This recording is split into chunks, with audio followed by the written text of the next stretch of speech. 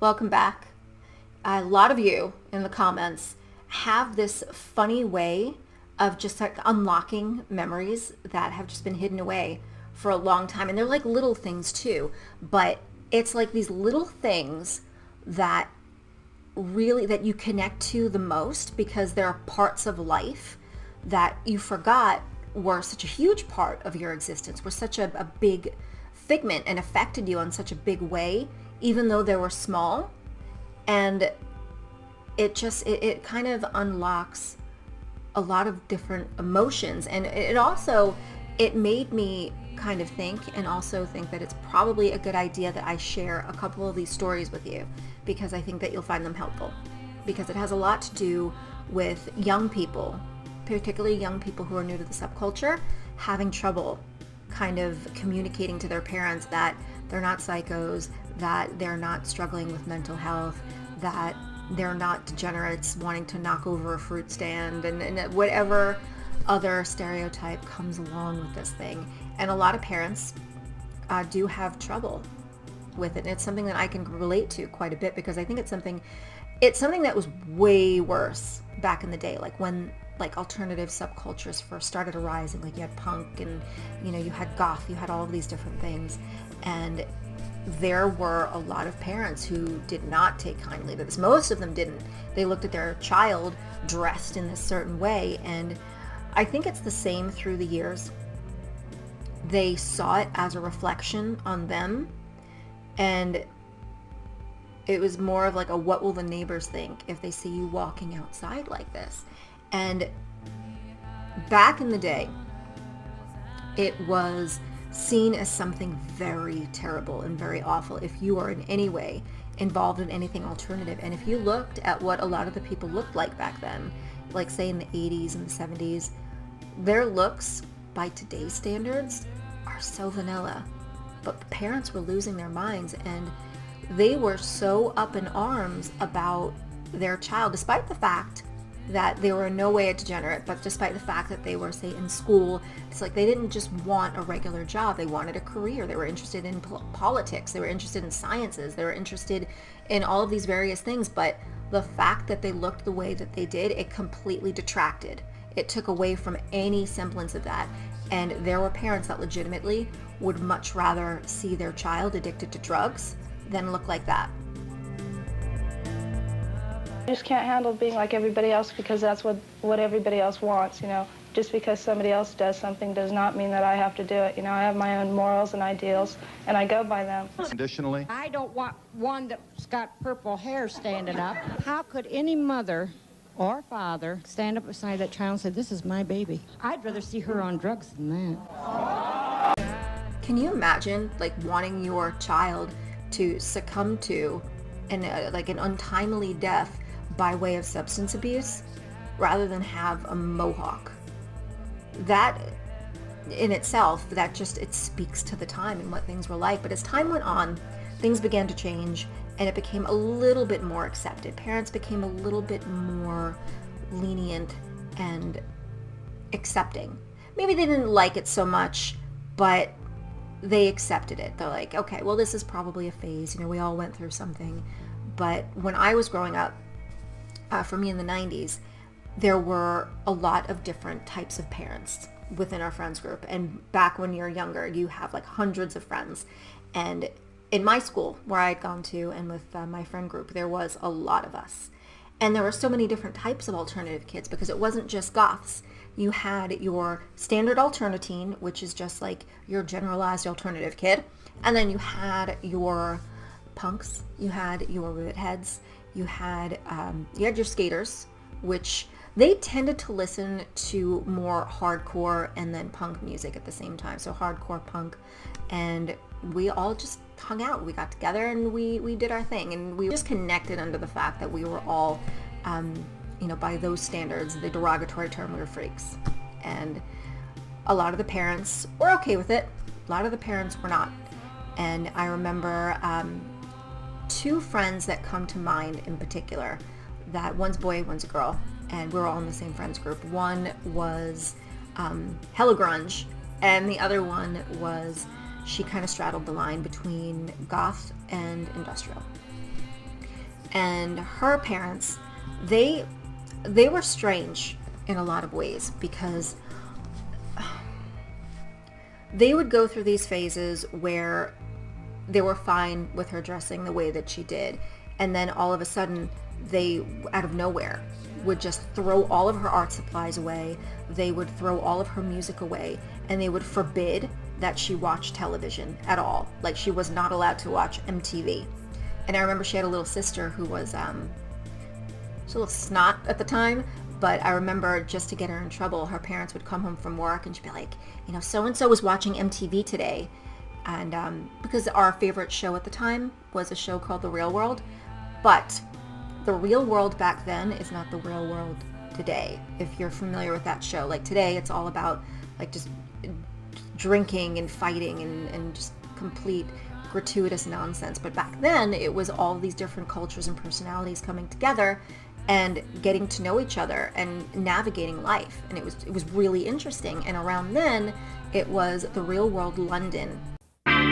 This is the true story of seven strangers. Seven strangers picked to live in a house and have their lives taped to find out what happens when people stop being polite and start getting real. The Real World, London. And it's a season I highly recommend. And we loved it. And we all had a thing for the guy named Neil on The Real World London, and we were very, very much enamored of him. He was a singer of an industrial band, and he was a psychology major, very intelligent, and somebody that, you know, you would want your child to look up to. And it was, it was that show that would keep her, sneaking to watch MTV. She wanted to see those episodes. It was annoying. It was irritating, because you had those families that allowed it, and then all of a sudden they just had enough, and then they would throw your stuff away, and then they would demand that you not partake in these behaviors and just isolate you from the world, like hoping to just kind of like bleed it out of you and just weaken you until you give in and you're no longer into the things that you're into, and you just kind of fall in line and get with the program and just become kind of a mindless zombie just like the rest of them, which none of them ever did, by the way. And then we had the other one. He was the male, and he was, and still is, so eclectic and interesting and different and funny and quirky, and we loved him. We still do. He's awesome. And some days he'd wear like a bright pink feather boa. Other days he would go to CVS during Halloween and get one of those little sheriff's costumes and wear them for clothes. And he was able to get away with it. And then, sometimes his dad would just kind of lose his crap, and he wasn't particularly nice to him about it either. And it was really sad, because you had these two friends with very big personalities, and I would watch them become just completely emotionally destroyed by way of their parents ripping them away from the things that make them happy. And it's not like there were things that were troublesome or problematic or bad in any way. Like, they weren't drinking, they weren't doing drugs, and I think they were experimenting with cigarettes at the time. I think because I smoked around that time, and it was a bad decision. I don't smoke now, but all of our parents did. It was the 90s, and them being of the 80s generation, everybody smoked. So it was just kind of in your face. We would have baby pictures of ourselves. I can probably find some right now if I look. There are baby pictures of me being held by one of my parents and a cigarette hanging out of their mouth. So it's not something completely abnormal. But for the most part, good grades in school, never got in trouble in school. And you have the normal kids, mind you, on the other hand, they were the ones drinking and driving, and they were the ones getting caught with drugs in school, and they were the ones that were causing fights and just being very problematic. However, despite the fact that they were the ones that were problematic and we were not, we were the ones that kind of got the crap end of the stick because of the way that we looked like. And it's unfortunate, but it's a lot of the way that it went. And I know that I spoke about this before, but there was something that went on in my high school called Beat the Freak Week back in like 94, 95. And it was essentially the normies and the jocks against the freaks, the alternative kids, and we were beyond outnumbered. There was way more than them than there were of us, because I know a lot of you would ask, like, oh, why didn't you fight back? It wasn't a matter of not fighting back. A lot of people did. Others were just non-confrontational, but it was just the fact that we were outnumbered entirely. And when it's a 5 against 1 situation, the best you can do is attempt to fight back, but you're not coming out of that situation a winner.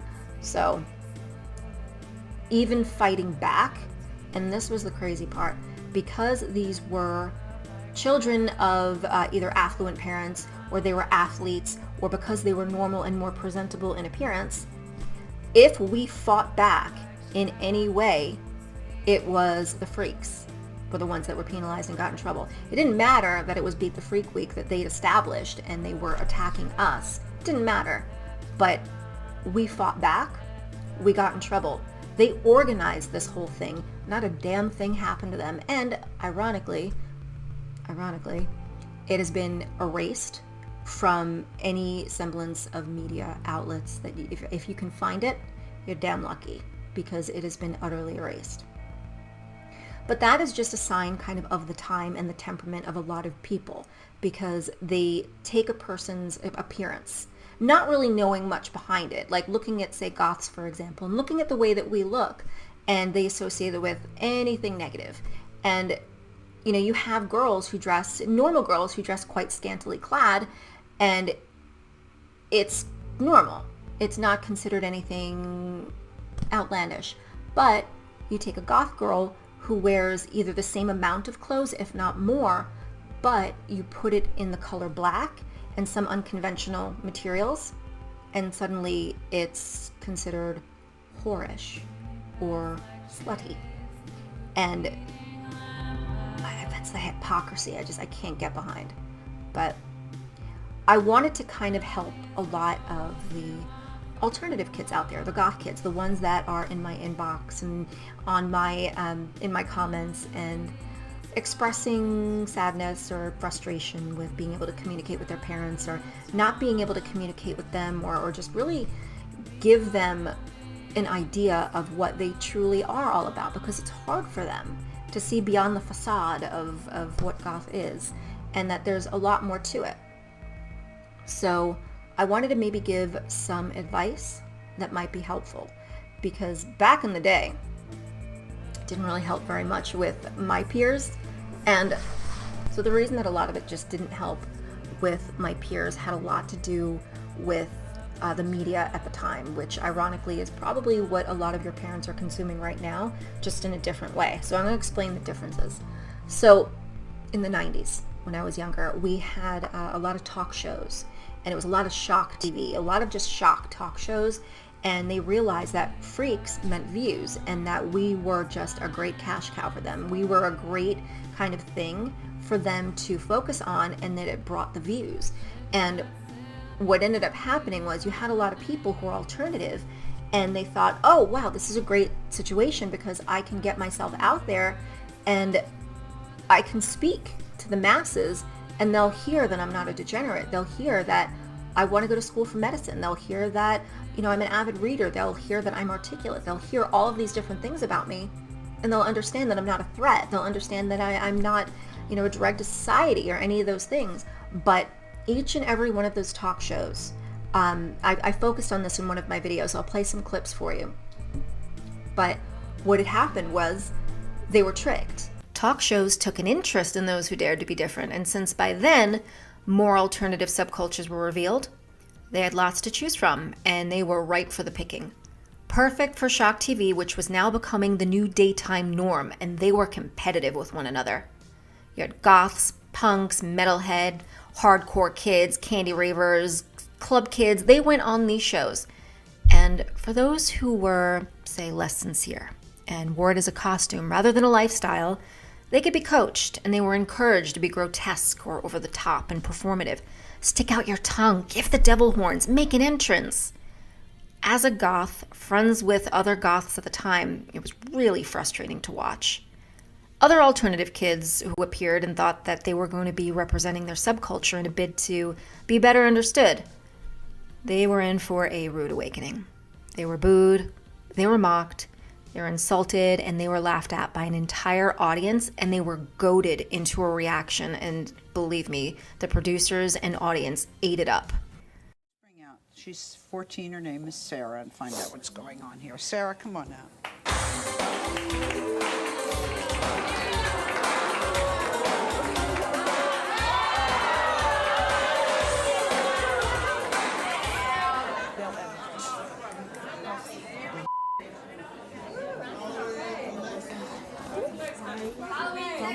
Sarah, what's the problem? There's no problem. They were booing me. Okay, but what is the problem?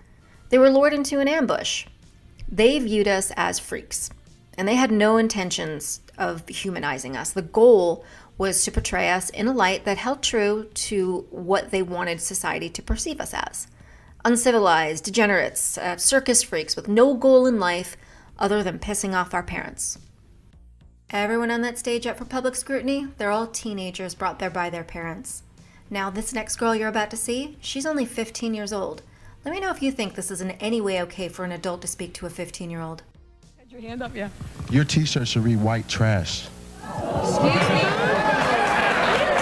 I was asking her, what is she on? What are all of them on to look like that, most of them? I'm completely straight edge. I do not do drugs. I do not drink. And I do not smoke cigarettes. And I bet every single one of y'all have at least done it once in your life. You working? Yes. Where do you work? I work in a daycare. Okay, I realize that there's an appropriate time for this stuff, and it is not. This isn't appropriate at the daycare. You don't look like that at daycare. I can put my hair down, and I can look completely normal, just like anyone in this audience. You have a daycare center? I have a daycare center, and I don't think I'd even let her wear the jacket in the door. I don't know, these three over here, they don't look that bad, but the four over here, you look like a bunch of freaks, man. You look like a freaking peacock. They went there with the intention of speaking their truth and hopefully getting treated a little bit better because of the subculture that they were part of. It's not just appearance. Appearance is one part of it, but it's more than that. It's more than that to us. And they went there with the intention of speaking their truth and hopefully having society gain some clarity on the situation and living a better existence, a little bit more of a peaceful existence. But the audience was prepped and producers were prepped. Everybody knew what was about to happen except for the freaks, aka the guests, alternative kids on the show. It was an ambush, and a lot of them, most of them, left feeling very dejected, and the audience left feeling vindicated, and they were just complete mob mentality, feeling pleased with themselves, and it was not okay. So back then you had a lot of the parents that were watching these shows and seeing this, and they kind of get involved and they say, oh, look at them, they look like this, and look how the public react to that kind of thing. It's not good. It's kind of a mob mentality. The parents are watching this, they see the way the public react toward this very thing, and then here comes their kid walking in the house wearing the very clothes that gotten the other kids on the panel made fun of, and the parents are acting the exact same way. Get to your room, change your clothes, they throw out their stuff, and then you end up with a kid who is upset and resentful and wondering what they had done wrong. Because, as I said, 9 times out of 10, the alternative kids, they were like, as far as grades were concerned, were insanely gifted. And it made me really sad to see, because I would see my friends work very hard. I struggled in school. I had a learning disability that was not identified until I was in about the 11th grade, which is like a little bit too late. But I would see my friends who are incredibly gifted in school. They could focus. That is a feat in itself, but they could focus, and they did amazingly on tests.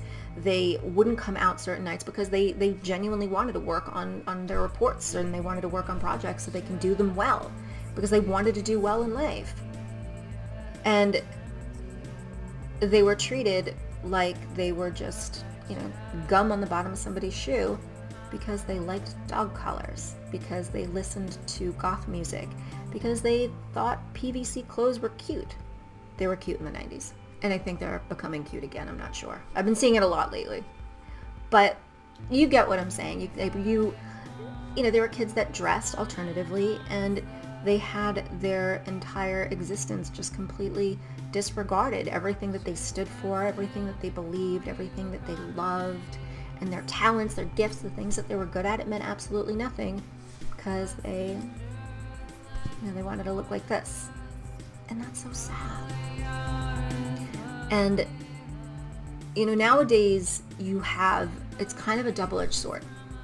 And it's a double-edged sword because you have parents who are still consuming media, but in a different way. And it's still the public that are causing this crap. So what I like to call it is fan fiction, because you have people outside the subculture, like the general public, and then you have the fishbowl kind of scenario of the internet, which basically means that you put yourself out there, you're viewed by everyone. And you and what you stand for is open to everyone else's interpretation, because people don't care to know. They just know what they see, and they create this fan fiction that surrounds it. And then there's a lot of people who they realize that they can make a buck off of using that fanfic, using that hashtag, and using it to, say, create scandalous content. You have, let's say, like SoundCloud rappers. You have the ones, and I've listened to quite a bit of it because I needed to get an idea of what it was all about, like goth SoundCloud rappers, and the image that they put out, and the message, the overall message that they're kind of putting out there. And it is so counterintuitive to what the real goth subculture is, say, all about. It was a lot of self-harm, a lot of daddy issues, a lot of drugs, a lot of violence, and it was vulgar. I could understand why parents would look at this, and then they would look at their child and say, oh, hell no. How are they to know the difference? So as annoyed as I kind of do get with the parents in a lot of these situations, I can hardly blame them, because they know nothing about goth. They know nothing about alternative. They just know what they're looking at when they see their kid and whatever it is they see online, and they kind of make that association. And I know that I've said this quite a lot, but true goth gets buried by mainstream. And whatever the mainstream says about us, or whatever they decide that we are by way of music, by way of personality, temperament, that's what's going to be believed. That's what's going to be taken as gospel, because it's whatever floats to the surface, whatever comes up first is going to be the very thing that they go with, because they're not going to do their research. They're not going to dig. And that's what makes things really difficult. So to kind of understand the situation a little bit, and I don't want this to sound, it's probably going to sound terrible, and I don't mean this to sound terrible, because it's not meant to shame your parents in any way. But the real issue, like the crux of the matter, it doesn't really have very much to do with how they feel that this is going to affect you as a person. Are you happy? Are you getting good grades? Do you have friends? If you said yes to most of those things, then what's the problem, right? And again, I'm very sorry to the parents. However, in my experience, it's less about how you, in appearance, how it affects you, and more about how it affects them. What will other people think of your parents when they see you walking down the street in, say, ripped fishnets and knee-high boots? You are a reflection of them. So a lot of the things that I do get, a lot of the younger goths, people who are new to the subculture, teenagers who are still living at home with their parents, who are feeling somewhat dejected because their parents don't approve of the way that they look. Their parents have either threatened to throw away their stuff or have, and they just want to express. And I know that feeling. I remember that feeling, because you feel like now is the time. Now is the time you're meant to be doing this, because you feel like your entire life is just passing you by, and you're watching all of your friends have these experiences, and you're just sat there wearing the clothes that your parents have demanded you wear, and watching your friends have these experiences. It's like, when are you supposed to have these experiences? When you have a mortgage? When you're paying off student loans? The time is now. Now is the time you're meant to do it, when you don't have these obligations or anything weighing you down. So I understand where your head's at, and I understand where the frustrations are. So I thought, I would kind of give some tips that I noticed might be potentially helpful for you. First things first, you're going to have to keep them grades up. Make sure that your grades stay the same, if not get better, because you don't want to give the parental units any excuse to say, oh, it's goth. Goth is doing this. You want to make sure that you aren't obviously acting like a degenerate. You're not defacing property. Just, be the you that you always are. I'm not saying that you do, because you probably don't, but you don't want to give your parents anything. You don't want them to have any reason to take any one of your shortcomings or anything that you may have done that they consider wrong, any kind of failure. They will blame it on Goth. And you want to make sure that that's not the case. And when it comes to your wardrobe, I know how important it is to you wanting to express yourself physically, and you want to wear the clothing. So the first thing, you want to be a little bit more modest about it. And what I mean by that is a bit more covered up, because there are a lot of girls out there that are not dressing their age, because unfortunately, social media gives us access to a lot of people, and you have a lot of older goth girls that are a little bit more scantily clad. And where, there's nothing wrong with that, your parents might not be okay with that, and it's kind of not age appropriate anyway. So you want to take it to a more modest level, and you want to be a bit more covered up. Another thing, incorporate colors. Don't let them say all you wear is black. Look at this, it's red, or look at this, it's purple. Throw a little bit of color in there so they can't say that all you're wearing is black. There are other colors that are goth related and can look really beautiful. White looks great. Red, burgundy, purple, just kind of throw it in there, mix and match.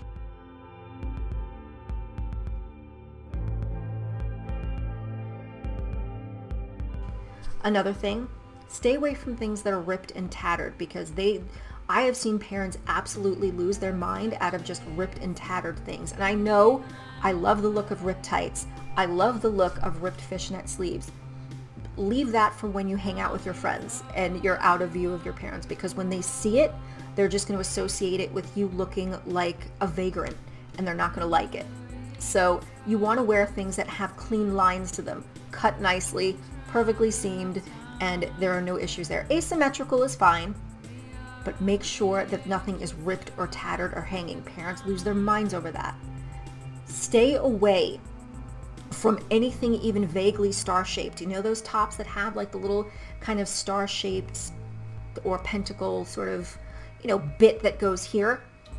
Stay away from it, because anything that is even vaguely star-shaped is going to be a pentagram. Even if it is a star, they're going to call it a pentagram.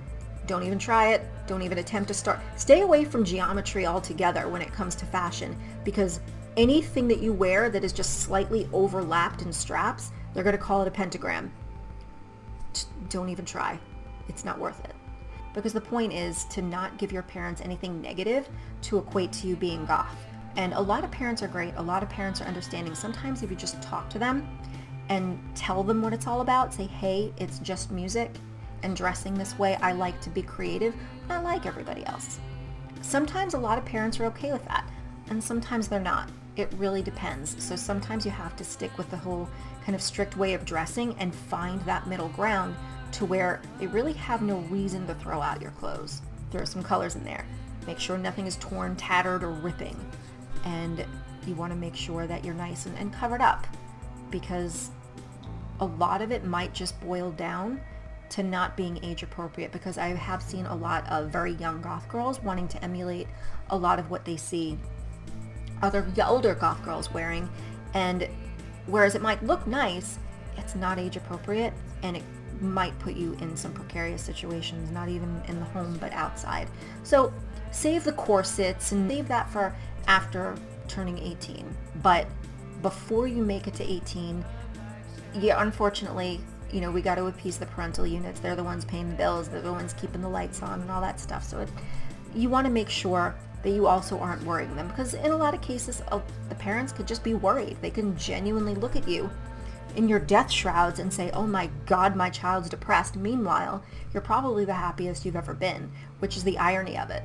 Because I've known a lot of people in my high school in general struggled with depression, struggled with bipolar, wearing pink and driving BMWs, the smile plastered on their face like the happiest people in the world, but they were miserable. And then you had goths walking down the hall, gloomy with black makeup on, and they were probably the happiest people you would ever meet. And I genuinely hope that you're able to communicate with your parents, and it doesn't come to like the kind of extreme measures of having to carefully curate your wardrobe in order not to piss them off. But I think one of the key things to hold on to definitely is to try to keep it age appropriate. Even if you're dressing in the same amount of clothing, if not more, than your average girl who shops in Forever 21, the fact that you're wearing it in the color black and unconventional materials accessorized the way that you do, it makes you sort of stand out a bit more to the wrong kind of person, and it's viewed very differently. So that's why you have to be a little bit more diligent to keep an eye on how you put that look together. And it's good because it helps you be a little bit more creative. But once you turn 18, you can do what you want anyway. But right now, it's time to keep the parents happy. If you want to take it that much further, show them what music you listen to. You know, show them your favorite song and see what they think about it. Because I think a lot of times when parents think of goth music, it's not at all what they thought it was. And I think they might be pleasantly surprised at what they might hear. I hope this is helpful. Thank you for watching, and until next time, bye.